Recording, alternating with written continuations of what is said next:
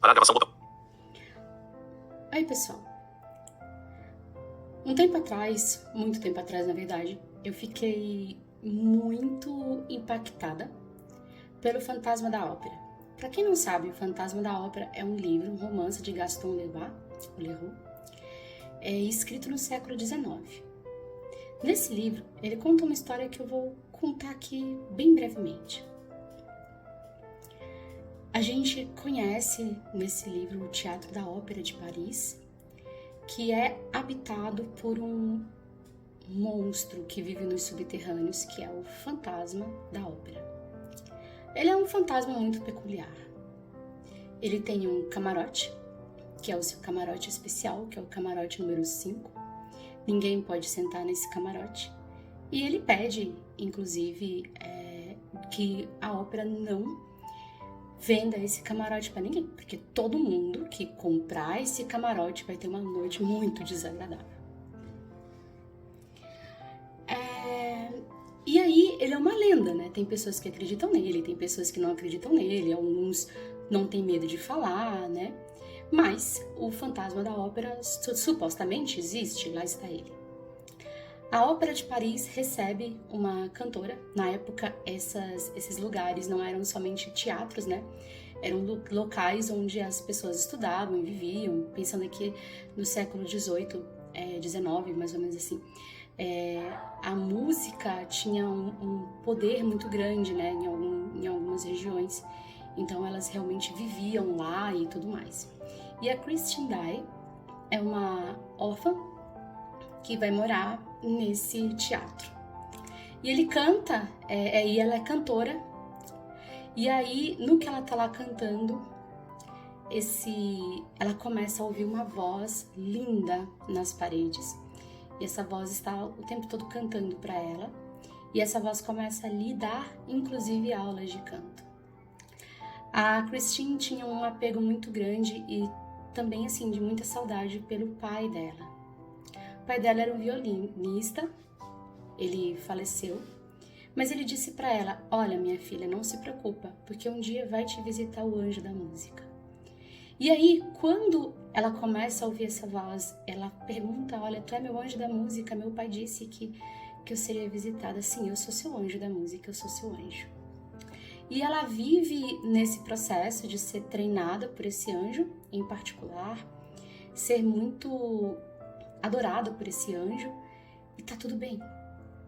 Até que um belo dia ela vai se apresentar e aparece um visconde que a conhecia de antes da fama, chamado Visconde de Chagny.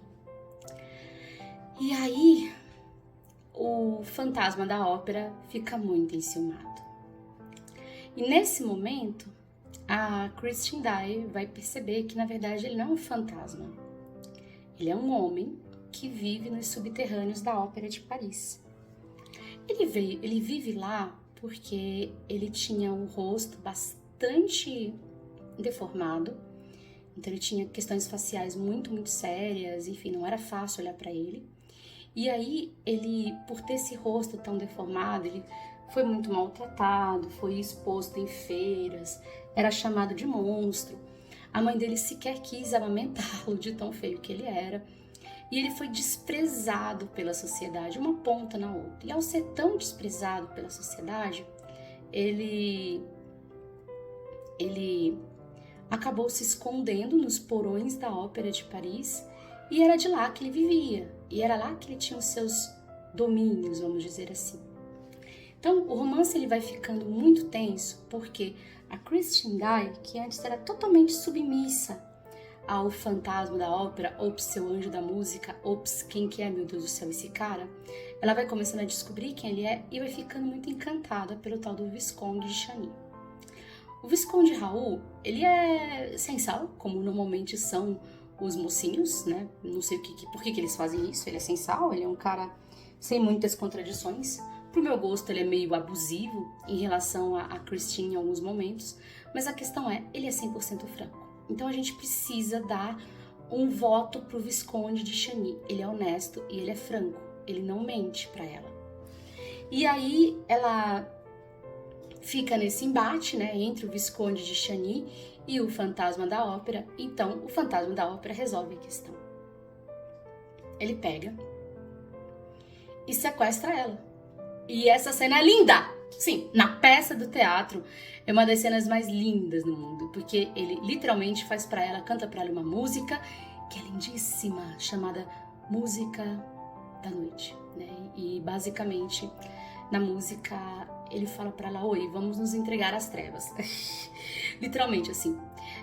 E ele fala que é para você aceitar as trevas, que é para você se entregar, que aí ele vai se encontrar com porque é dela que vem a música da noite.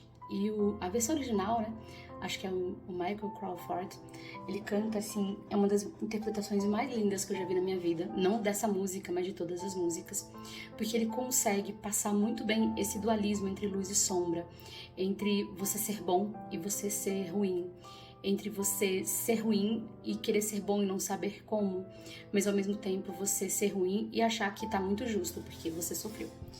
E aí, dentro dessa perspectiva do fantasma da ópera, do Visconde de Chani e de tudo isso, ela é sequestrada e ela fica lá com ele por muito tempo. Ela é tratada de fato por um homem, ele a respeita imensamente, assim, ele não é fisicamente abusivo com ela, mas ele tá o tempo todo com uma máscara.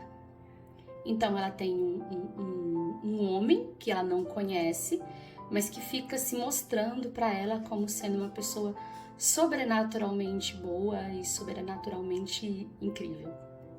Até que esse homem, ele como é que eu vou dizer isso?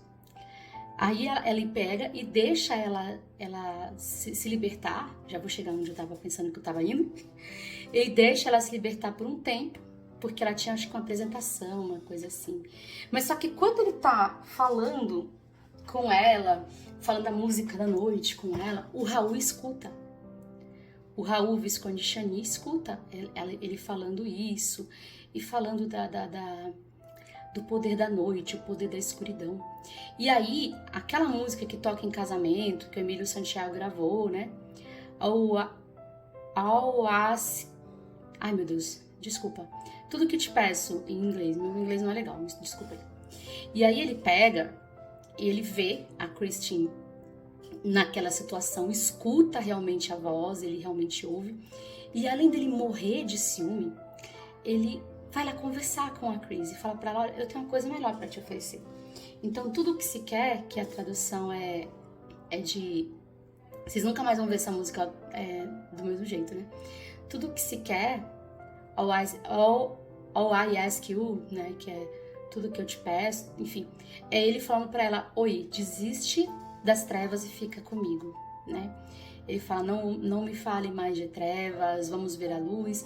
E aí, então, na verdade, é interessante a gente pensar que enquanto em The Music of the Night, a Christine, ela ouve a sedução do fantasma, mas ela não tem voz.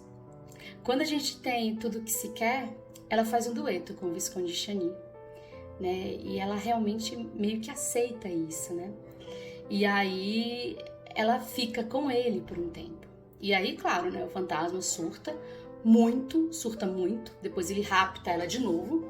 Aí a gente já tá se aproximando do ápice da história. Ele rapta ela de novo e o Visconde de Chani tenta acossar o teatro inteiro para tentar encontrar o fantasma da ópera e matá-lo, porque ele, inclusive, comete outros assassinatos, né, durante a obra toda lá. E aí, alguns até bem gratuitos, tá? Então, assim, não gosto de você, vou te matar. É fácil, é bem tranquilo isso aí, né? Não é um problema pra ele. Porque eu sou assim porque a sociedade me fez assim. E no livro, e na peça também, no musical original, ele fala claramente, né, que foi a sociedade que fez ele desse jeito, e ele só precisa, para ser bom, de alguém que seja bom. E aí é que entraria a Christine Dyer com esse plano de salvação que ele fez para si mesmo, né? E aí a Christine está presa com esse cara totalmente maluco, fantasma, e nesse processo há um momento em que ela arranca a máscara dele. Que, aliás, isso é muito bem feito. Eu lembro que eu vi uma versão em espanhol. Gente, é tão incrível assim, o jeito que essa versão é feita. e que ele grita com ela porque ela viu, e ele fala, olha, agora que você me viu, você nunca mais vai sair daqui. Ah, foi essa a história, porque ela falou que ia voltar e não voltou, aí o Visconde Chani surtou e ficou chamando todo mundo pra poder descobrir onde ela tava, né? E aí, tipo assim, ela viu quem ele era, e aí ela entrou no movimento de repulsa, né? Mas ela também entrou em movimento de também de querer ajudar ele. E aí a gente vai chegando realmente ao clímax, né? Em que ele, enfim, acaba pegando fogo em tudo. E eu não vou contar o final absoluto pra vocês. Mas eu lembro que o musical, ele começa de uma forma muito linda, que é uma pessoa vendendo peças do museu da Ópera de Paris. E alguém compra uma caixinha de música que tem uns macaquinhos tocando pratos, acho que é isso. E aí é o Raul que compra isso pra lembrar da Christine. E a peça e o musical e não sei o que termina com ele também cantando sozinho, né? Chega um momento que ele não está mais com a Christine, mas eu não vou dizer exatamente por que nem como. E aí eles vão a Christine sai e ele é encontrado e a peça acaba assim, né? Aí quando a gente vai pensar nisso, isso aí é uma história que foi escrita no século XIX, teve filme de terror e agora é tido como uma história de amor. E o pessoal discute muito alguns pontos, né? O primeiro ponto que o pessoal discute é, mas ele era um cara abusivo, ele era um cara tóxico, ele não amava a Christine, e enfim. E eu não tô aqui pra dizer que é mentira, né? Porque é muito fácil você querer se redimir e escolher que quem vai te redimir é outra pessoa e você começar a mentir pra essa pessoa pra que ela veja o que você quer ver. Tipo assim, é border da pior perspectiva possível, sabe? Muita manipulação, muita sedução, muita coisa estranha acontece ali. Então, assim, a ideia aqui não é a gente passar pano pro Eric, mas que é o nome do fantasma da ópera, mas é a gente começar a questionar algumas coisas interessantes, né? Quando a gente tem uma pessoa com deficiência em uma posição de ostracismo social, que as oportunidades são negadas, né? Eu acho que isso também entra enquanto a pessoa não ser socializada, não ter oportunidade de conviver com as outras de igual para igual, o quanto isso pode fazer com que a pessoa desenvolva patologias. Porque, assim, gente, eu sei que o Derek é fofo, tá? O Eric, né? Perdão, ele é fofo. Ele tem muito mais presença que o Raul, né? O Visconde Chani. Enfim, eu sei disso, tá? Eu sei, a gente sabe. Mas vamos entender que você pegar uma pessoa e querer que ela conviva com a tua máscara o tempo todo não é boa ideia? Vamos entender que você sequestrar uma pessoa sob cárcere privado não é uma boa ideia? Vamos entender que você proibir essa pessoa de sair de perto de você não é uma boa ideia? Não é legal? Né? Que se você tem um cara que quer a outra... Você tá num triângulo amoroso, né? Uma coisa que acontece muito, né? Eu gosto muito da ideia lá do James Fraser, lá do Outlander, né? Tipo, eu posso tirar você dele, mas eu não vou tirar ele de você. Então, tem alguns limites aí. A história de que no amor e na guerra vale tudo, não vale tudo. É no amor e na guerra que a gente mostra quanto a gente vale. Mas quando a gente começa a transcender tudo isso, a gente começa a pensar na questão da deficiência também, né? Da deficiência e do aspecto feminino. As pessoas com deficiência, elas estão muito mais vulneráveis a abusos de qualquer sorte, inclusive a abusos no relacionamento. Porque a gente realmente escuta que vai ser muito difícil a gente encontrar alguém que queira a gente como a gente é. Isso aqui, tanto mulheres quanto homens, tá? Então, assim, a gente tem uma incidência muito forte de relacionamentos abusivos entre casais, é uma coisa que acontece, é uma coisa que é cultural. Mas eu acredito, eu penso que a incidência disso entre pessoas com deficiência, independendo se casadas com pessoas com deficiência ou sem deficiências ou não, eu acho que é muito maior. Eu tenho a impressão de que eu vejo isso acontecer muito mais. E eu pensando aqui que as questões sociais, elas se unem, né? Sobre a mulher, existem muitos mitos em termos de relacionamento, que são importantes. O primeiro é assim, se você ama alguém, você tem que perdoar. Né? Até aquela frase lá do Casablanca, né? Amar... Casablanca não, Love Story, perdão. Amar é nunca ter que pedir perdão, né? E não necessariamente, né? É bonito, é romântico, é fofo, mas se a gente pensa, não necessariamente, porque usa-se a pretensão de que você tem uma grande virtude para você aceitar, e o outro, na verdade, está livre para fazer o que quiser, inclusive com você, né? Então, porque eu te amo muito, eu vou te perdoar sempre, eu entendo o seu lado, mas você não é chamado para assumir as responsabilidades. Então, um dos marcadores de que a gente não tá bom da nossa saúde mental é você não assumir suas responsabilidades. É você ser uma pessoa adulta, né, quer homem, quer mulher, mas você não ser capaz de assumir suas responsabilidades. E isso é muito importante porque a gente fala muito, quando a gente pensa em deficiência, a gente fala muito em superproteção. E a gente vai olhar essa superproteção de uma perspectiva física, né? A gente não pode fazer muita coisa porque as pessoas ficam em cima, porque a família... A gente já falou muito sobre isso aqui no canal e é isso, assim. A gente tem que combater a superproteção. Mas existe a superproteção emocional. E uma das superproteções emocionais que acontecem muito comum entre pessoas com deficiência. E aqui eu tô pensando em deficiência, neurodiversidade, eu tô botando tudo no mesmo pacote, tá? Deficiência visual, deficiência física, tudo que vocês possam imaginar e mais um pouco. Quando você olha dessa perspectiva, um dos aspectos que compõe a superproteção emocional é que essas pessoas não são convidadas a assumir as responsabilidades dos seus atos.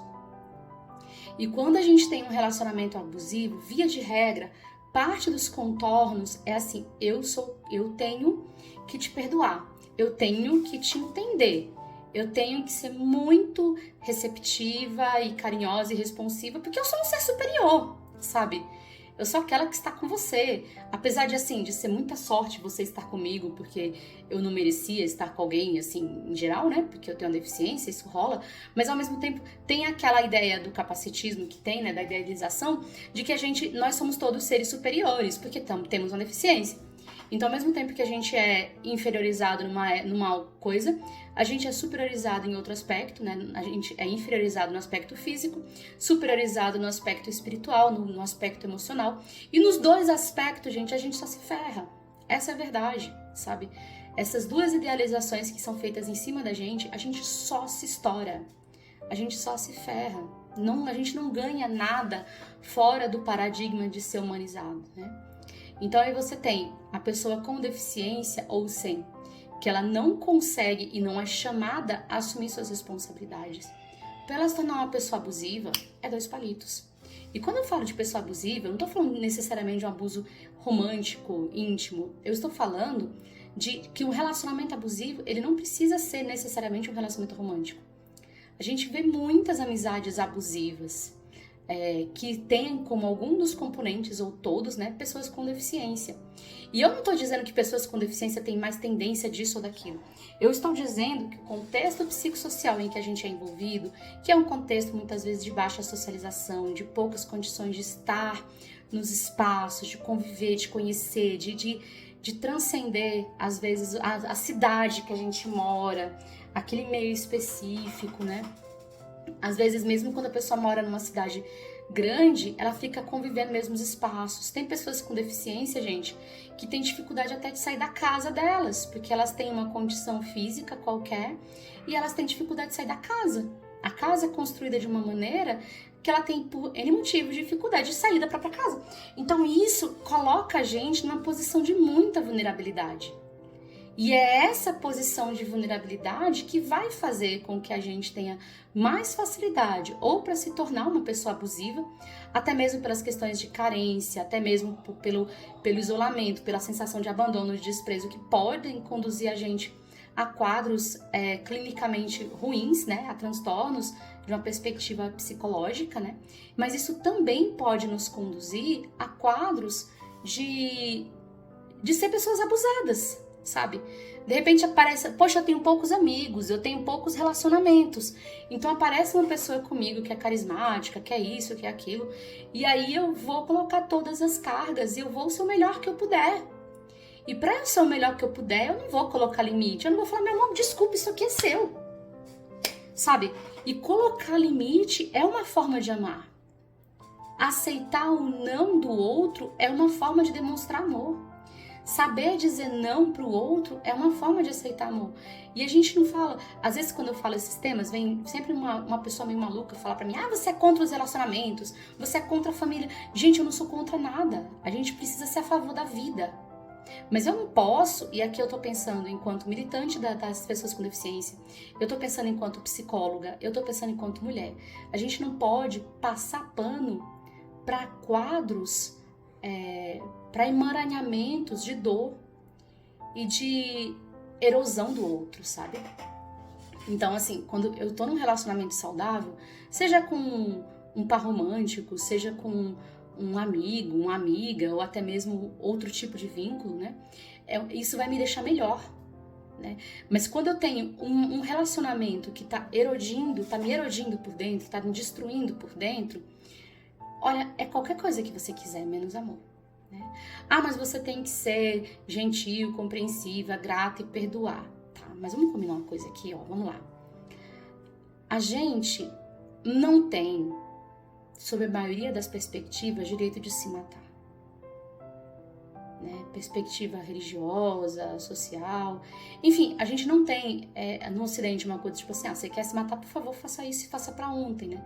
Mesmo quando a gente vai pensar em pessoas que têm doenças terminais, não é fácil elas conseguirem isso, não é simples, não é em qualquer lugar que elas conseguem. Então, se matar, independente do motivo, não é uma coisa legal. Só que você não se mata somente quando você pega um objeto e atenta contra a sua vida física. Às vezes, a gente está em processos de morte, pulsão de morte, quem diz isso não sou eu, é Freud, né? Que vão destruindo a gente por dentro. Então, ora, se eu não posso me matar de fora para dentro, por que eu posso me matar de dentro para fora? Né? Então, eu vou te perdoar, tá? E quando eu vou te perdoar, isso vai produzir alguma coisa de bom? Não. Eu sei que você vai fazer a mesma coisa. E eu posso, inclusive, e fazem muito isso com mulheres, com pessoas com deficiência em geral também.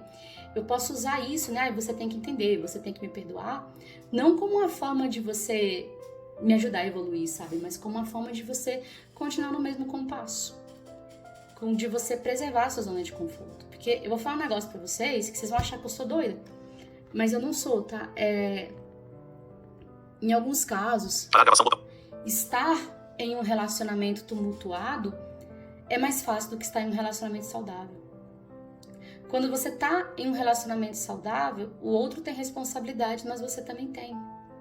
Quando você tá num relacionamento saudável, você quer ser uma pessoa cada vez melhor pro outro. E isso, por vezes, pode ser psicologicamente doloroso até. Quando você tá num relacionamento abusivo, de certo modo, você tá se sentindo punida, e isso, muitas vezes a gente se acostuma com isso, sabe? A gente se acostuma a ser punida, a gente se acostuma a ser posta pra baixo. Então, mesmo que não seja saudável, a gente se acostuma. E é importante a gente olhar pra isso. Perdão, ele só é perdão de verdade se ele faz bem pra quem dá e pra quem recebe.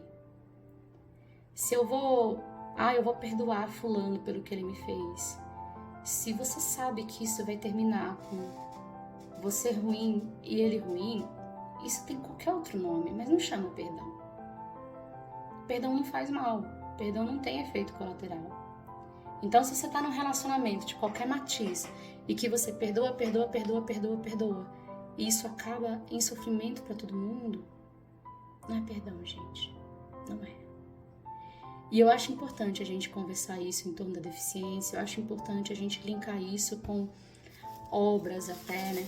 Porque o fantasma da ópera, ele fala, no livro ele fala, no musical não, eu só queria uma casa com uma esposa dentro. E assim, gente, ele só quer uma casa com uma esposa dentro, ele só quer uma companhia. Quem vive com uma deficiência importante sabe, a solidão é difícil. É muito difícil lidar com a solidão do dia a dia, sabe? Não se fala muito disso, mas eu falo, pronto, falei. A solidão é muito difícil. Mas quando você entra nesse processo de solidão, de solitude, a gente também precisa entender que não é qualquer companhia que é boa. Aqui dentro sabe como é acompanhado, né? Então, e isso causa marcas na gente. A solidão causa marcas na gente,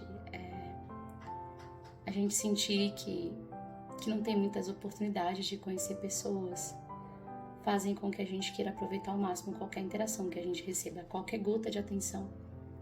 A gente às vezes tenta que isso preencha o nosso oceano de solidão. E a gente precisa olhar para isso. A gente precisa falar sobre isso. A gente precisa olhar para dentro e semear a vida de dentro para fora e procurar pessoas que queiram aumentar a minha potência de criar, a minha potência de viver, sabe? A gente merece isso. A gente merece pessoas que nos deixem mais vivos, não mais mortos.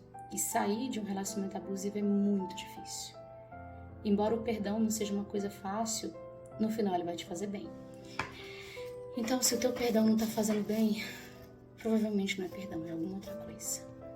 É isso, gente. Espero que vocês tenham encontrado alguma utilidade nessa conversa. Eu sei que é um vídeo longo, mas eu sempre quis fazer esse link entre deficiência e fantasma da ópera e abuso e tudo isso. Eu acho que é importante a gente olhar para isso. E vamos pensar. Vamos construir, tá bom? Conta pra gente, pra você, nos comentários, qual que é o limite do perdão, tá bom? E compartilha, segue e vamos buscar mais saúde mental pra todo mundo. Pausar botão. Parar a gravação botão. Valeu, gente!